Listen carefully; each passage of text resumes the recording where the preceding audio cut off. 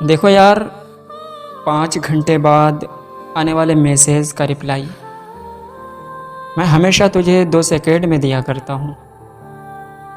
تو اب اس کا مطلب تو یہ نہیں بنتا ہے نا کہ میں فارغ ہوں، میں فری ہوں، میرے پاس کرنے کو کوئی کام نہیں ہے۔ دیکھو یار، ایسا نہیں ہے۔ میں تمہارے 5 گھنٹے بعد آنے والے میسیج کا رپلائی 2 سیکنڈ میں اس لیے کرتا ہوں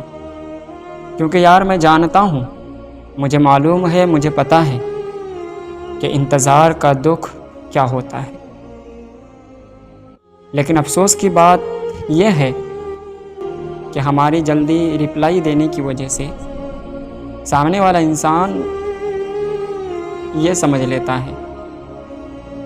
کہ ہم اپنی زندگی میں اس کے علاوہ کسی کام کاج کے لیے نہیں ہیں، اور جس وجہ سے وہ ہماری مخلص محبت کو کبھی سمجھ ہی نہیں پاتا۔